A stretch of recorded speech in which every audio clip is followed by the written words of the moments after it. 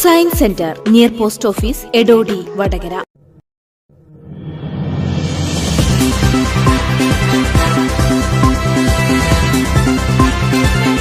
ഒരു കഥാകഥനവുമില്ല. ഒത്തിരി കഥകൾ കേട്ടും ജീവിതങ്ങൾ കണ്ടും ക്ലാവ് കയറിയ കലുങ്കിൽ നിന്ന് ജീവിതം പോലെ ചെറുതൊന്നു പകർന്നാടാനുള്ള പരിശ്രമമാണ് കലുങ്ക്.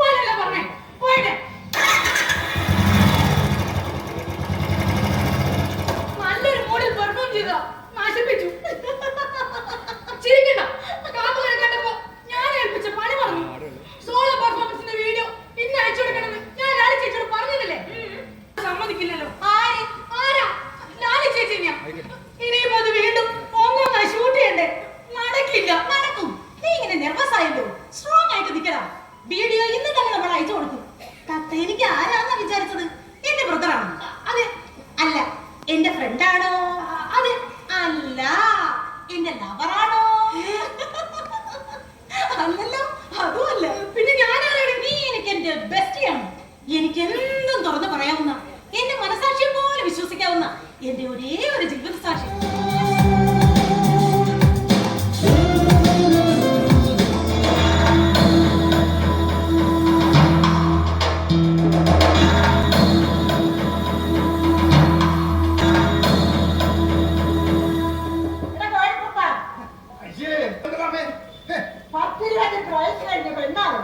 പറയുമ്പോ അവിടെ അച്ഛൻ ജയദേവൻ എന്റെ ഒരു അകന്ന ബന്ധുവാ. ഇവന് കുറെ കാലം ബാംഗ്ലൂരോ മറ്റോ ഒക്കെ ആയിരുന്നു. അവിടെ കിടന്ന് ഏതാണ്ടൊക്കെ കാട്ടിക്കൂട്ടിട്ട് വന്നു. ഇതിനെ പിടിച്ച് എത്രയും പെട്ടെന്ന് ആരുടെയെങ്കിലും തലയെ വെച്ച് കേട്ടാ ഞാൻ അവനോട് പറഞ്ഞതാ, ഇവള് കല്യാണം വേണ്ടെന്ന് പറഞ്ഞില്ലയോ. എന്തിനാ ശാന്തളമ്മോ കല്യാണം കഴിക്കുന്നത്? തോന്നിയ പോലെ വേഗം വിട്ടിരിക്കണ്ടേ? കാര്യങ്ങളൊക്കെ മുറക്കി നടക്കുന്നുണ്ടാവും.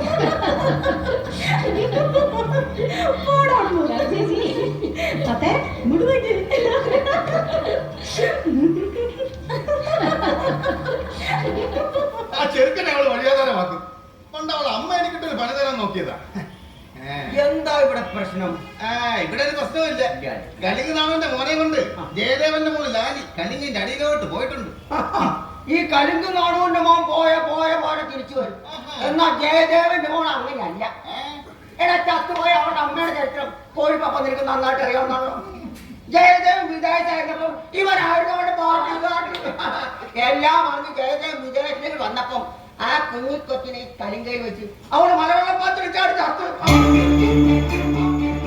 ഞാനത് വിശ്വസിച്ചിട്ടില്ല. ആ രാത്രി നീ അവളെ വിളിച്ചു വരുത്തി മലവെള്ളപ്പാച്ചിലേക്ക് തള്ളിയിട്ടിരിക്കാൻ. പോയ പെണ്ണ് ജയദേവൻ തന്നെ തള്ളിയിട്ട് പോകുന്നതാ.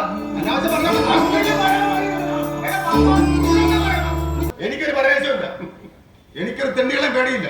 വിദേശത്ത് പോയി കിടന്ന് സായിപ്പിനെ പറ്റിച്ച് കുറച്ച് കാശ് സമ്പാദിച്ചിട്ടുണ്ടെങ്കിൽ അത് കയ്യിൽ വെച്ചിരുന്നാ മതി. കലിങ്കിലാണോ നീയൊക്കെ കൂടി ചേർന്ന് കലിങ്കിൽ വെച്ചുണ്ടാക്കിയ കഥയുടെ ക്ലൈമാക്സ് ഇപ്പോഴും പൂർണ്ണമായിട്ടില്ല. ഞാനിതുവരെ ആരെ കുറിച്ച് ഒരു പരദൂഷണം പറഞ്ഞിട്ടില്ലേ.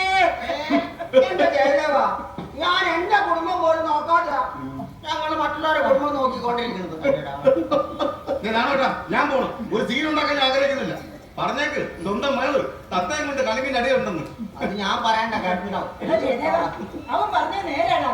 അവർ രണ്ടുപേരും കൂടെ കലിക്കിന് അടിയിലോട്ട് പോയിട്ട് കുറെ നേരമായി. അതുകൊണ്ടെന്താ നീക്കൊരു കഥ പറയാനുള്ള കാരണം കൂടി കിട്ടിയില്ലേ? പറഞ്ഞുണ്ടാക്കുന്നല്ലടാ. നിനക്ക് സംശയം ഉണ്ടെങ്കിൽ ഞാൻ കലിങ്ങിനടിയിലോട്ട് നോക്കാൻ. അവര് കളിയിലടിയിട്ടുണ്ടെന്ന് എനിക്കറിയാം. അവളെ വിളിച്ചിട്ടാ ഞാൻ ഇങ്ങോട്ട് വന്നു.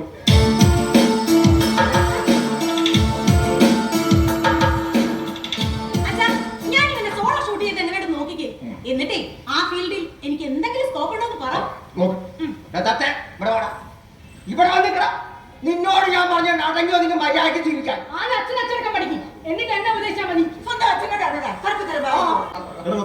അടിപൊളി പെർഫോമൻസ്. നീ ഇന്നലെ നാളെ സിനിമയിലെത്തുക. പിന്നെ എവിടെ വരെ എത്തി? ലാലിയുടെ പ്രണയം അതൊക്കെയാണ് എന്റെ മോള് ഇവിടെ നിന്ന് ഒരാളെ പ്രണയിച്ചതിൽ സന്തോഷം. നീയാണതിന്റെ മീഡിയേറ്റർ. കല്യാണത്തിന് ഞാൻ എപ്പോ ഒരുങ്ങണം നീ പറഞ്ഞോ.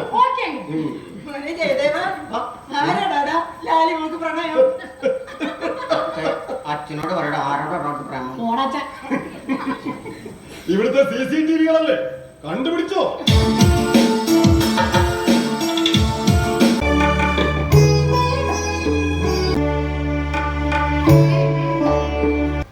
നിന്റെ മോടെ കെട്ടിക്കോട്ടോ. നിന്നടാ എന്തേ? ഇത് മാണങ്ങളെ കൊണ്ട് തൊടിയിക്കാൻ പാടില്ലാത്തതാ. ഇതൊക്കെ പെമ്മക്കൊക്കെ പറഞ്ഞു കൊടുക്കണമെങ്കിൽ അമ്മ വേണം. വീട് ഞാൻ ഇതൊക്കെ പറഞ്ഞു കൊടുത്താ എന്റെ മക്കളെ വളർത്തിയത്. ഭർത്താവിന്റെ അടിമസ്ത്രം വരെ അലക്കി കൊടുക്കണമെന്ന് ഉപദേശിച്ചാ ഞാൻ എന്റെ പെമ്മക്കളെ കെട്ടിച്ചു വിട്ടത്. ഉളുപ്പില്ലാത്തവനെ മറ്റൊരു കുടുംബത്തിൽ പോയി ജീവിക്കേണ്ട പെണ്ണാണവളെ നീ ഓർക്കണം. എന്റെ മോൾ എങ്ങനെ ജീവിക്കണമെന്ന് അവള് തീരുമാനം. ആ തീരുമാനത്തിൽ എന്തെങ്കിലും തെറ്റുണ്ടെങ്കിൽ അത് നേരിടാനുള്ള കരുത്തും അവൾക്ക് നല്ല വിദ്യാഭ്യാസമുണ്ട്. അവൾ ആഗ്രഹിക്കുന്ന ജോലി കിട്ടും. ഇല്ലെങ്കിൽ സ്വന്തമായ ഒരു ബിസിനസ് നടത്താനുള്ള കാശും ഞാൻ കരുതി വെച്ചിട്ടുണ്ട്. എന്നെ കൊണ്ടൊരു കല്യാണം കഴിപ്പിക്കാൻ എന്റെ മോള് ഒരുപാട് വാശി വെച്ചു.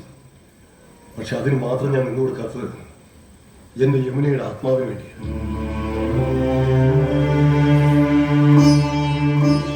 അയ്യോ അതെങ്ങനെയാണെന്ന് കാണിച്ചു തന്നെ. നിന്നെ കെട്ടിച്ചെടുന്ന വീട്ടിൽ ചെല്ലുമ്പോ നീ അത് പഠിച്ചോളൂ. അങ്ങോട്ട് പറഞ്ഞു കേൾക്കാം. ഇവളെ പോലെ നീയും തള്ളയില്ലാതെ വളർന്നോന്നില്ലേടാ.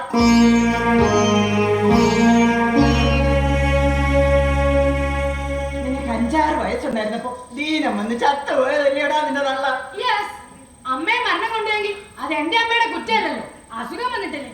തള്ള ചത്തുപോയെന്ന് പറഞ്ഞിട്ടും അവന്റെ നാക്കിനൊരു കുറവുമില്ല. ചെക്കൻ എടുത്തത്തെ നിനക്കും അമ്മയില്ലേ? ഇല്ല. അപ്പൊ നിന്റെ വീട്ടിലുള്ളതാരാ?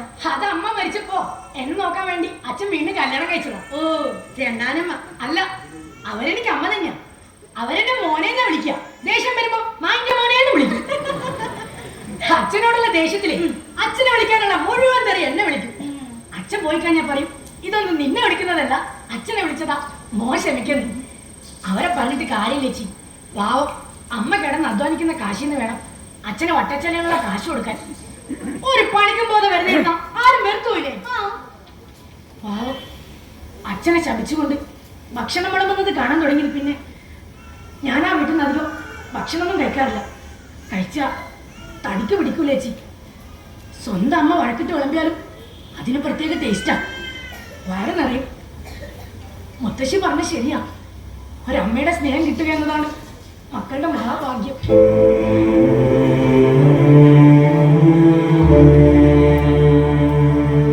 അത് ചേച്ചിക്കും കിട്ടിയില്ലല്ലേ? പക്ഷേ ഇന്ന് വരെ അമ്മയില്ലാത്ത സങ്കടം അച്ഛനെ അറിയിച്ചിട്ടേ ഇല്ല. പക്ഷെ ഞാൻ ഇന്നും എന്റെ അമ്മയെ ശരിക്കും മിസ് ചെയ്യാറുണ്ട്. തത്തേ, ജീവിതത്തെക്കുറിച്ചോ മരണത്തെക്കുറിച്ചോ ഒന്നും അറിയാത്ത പ്രായത്തില അമ്മ എന്നോട് നൈസായിട്ട് ബായ് പറഞ്ഞത്. ചേച്ചി, ഞാനൊന്ന് ബോറടിപ്പിച്ചോട്ടെ? നീ പറയടാ. ഞാൻ പൊടിക്കുഞ്ഞായിരുന്നപ്പോ അമ്മ മരിച്ചോണ്ടാവും. എനിക്കൊന്നും അറിയില്ല. ഒരു പക്ഷേ അമ്മയുടെ മുലക്കണ്ണിന് വേണ്ടി എന്റെ ചുണ്ടുകൾ വിതുമ്പിയിട്ടുണ്ടാവും.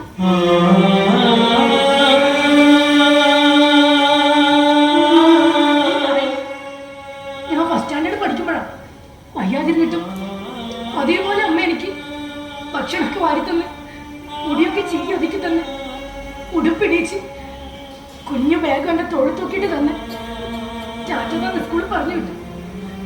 അപ്പോഴും അമ്മ ചുമയ്ക്കുന്നുണ്ടായിരുന്നു. കണ്ണിൽ നിന്ന് മറയും മുമ്പ് ഞാൻ ഒന്നുകൂടി തിരിഞ്ഞു നോക്കുമ്പോ ചുമ കേൾക്കാതിരിക്കാൻ ഭക്തി മറു കൈകൊണ്ട് അമ്മ എനിക്ക് ടാറ്റ എഴുതുന്നുണ്ടായിരുന്നു. വേണ്ട ചേച്ചി, അതൊന്നും പറയട്ടെ നല്ലേ. വെറുതെ സെന്റ് അടിച്ച് ചാകണ്ട, എന്റെ കൺട്രോള് പോകും. നീ മുക്കിന്ന് വരെ കണ്ണീര് വരും. ഞാൻ സ്കൂളിൽ വിട്ട് വരുമ്പോഴേക്കും അമ്മ പോയി, അത്ര തന്നെ. അന്ന് എനിക്കൊന്നും തോന്നിയില്ല. അമ്മയുടെ സ്നേഹം കിട്ടാത്തോണ്ടാവും എനിക്കങ്ങനെ ഒരു ഫീൽ ഇല്ലാത്തത്. എനിക്കല്ല എന്റെ അച്ഛനാ, അതിനപ്പുറം ഒന്നുമില്ല. ചിലപ്പോഴൊക്കെ എനിക്ക് തോന്നാറുണ്ട് അച്ഛനാണോ എന്നെ പ്രസവിച്ചതെന്ന്. അതെല്ലാവരും ഓർമ്മിപ്പിക്കാനാ അമ്മയുടെ ഛായാചിത്രം ഇവിടെ വെച്ചിരിക്കുന്നു. ആ രണ്ടുപേരും ഇതെടുത്ത് കുറിച്ച് എന്റെ യമുന മരിക്കുന്നതിന് മുമ്പ് എന്റെ ഭാര്യയും ഈ കുഞ്ഞിന്റെ അമ്മയുമായിരുന്നു. മരിച്ചു കഴിഞ്ഞപ്പോ പരിഗതയായ യമുന അച്ഛന്റെ പ്രണയിനിയായ യമുനയായി. ഇപ്പോഴും ഞാൻ പുറത്തു പോകുമ്പോ അച്ഛന്റെ സ്വപ്നത്തിൽ വരാറുണ്ടല്ലേ? പിന്നല്ലേ, സമയം കിട്ടുമ്പോഴൊക്കെ ഓടി അരിയിലെത്തും. അങ്ങൾ ഇപ്പോഴും നല്ലൊരു കാമുകനാണല്ലേ? പ്രണയം പോലെ ഫീലുള്ള ഒരു വികാരം വേറെ അതുപോലെ പ്രായമാകാത്ത ഒന്നേ ഉള്ളൂ, പ്രണയം.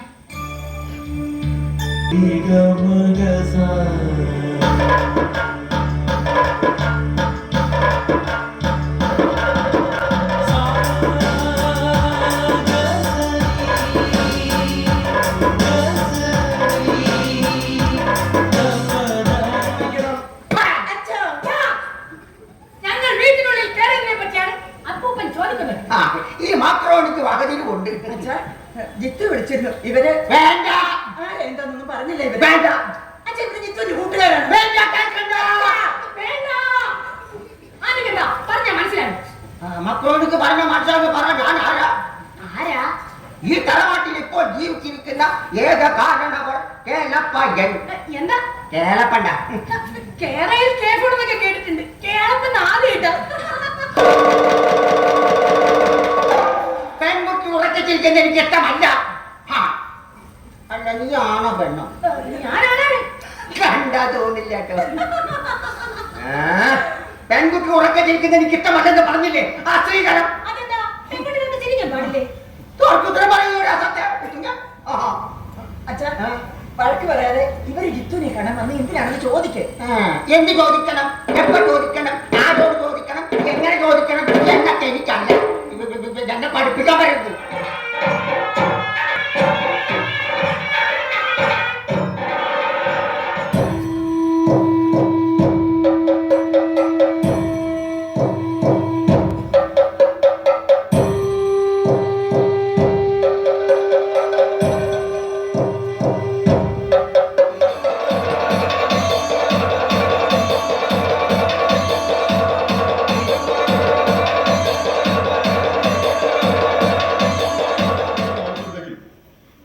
അവിടെ ആദരവുണ്ട്, അനുഭവമുണ്ട്, അഭിപ്രായ സ്വാതന്ത്ര്യമുണ്ട്.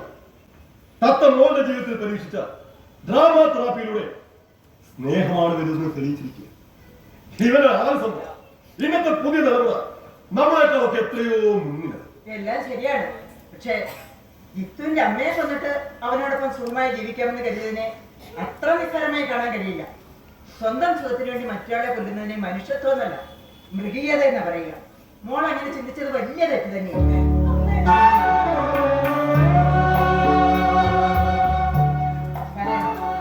എനിക്ക് തെറ്റ് പറ്റിയിട്ടുണ്ട്. അമ്മാവിയമ്മയാകുന്നതിന് മുമ്പ് ഞാനും ഒരു മരുമകളായിരുന്നു എന്ന് ചിന്തിച്ചിരുന്നെങ്കിൽ എനിക്ക് നിന്നെ മനസ്സിലാവില്ലായിരുന്നു. ഞാനും അത് ചെയ്തില്ല. സ്വന്തം വീടും വീട്ടുകാരെയും വിട്ട് ഭർത്താവിന്റെ വീട്ടിലേക്ക് വരുന്ന പെൺകുട്ടിയെ അമ്മാവിയമ്മ മകളായി മാത്രമല്ല കൂട്ടുകാരിയായി കൂടി കരുതി.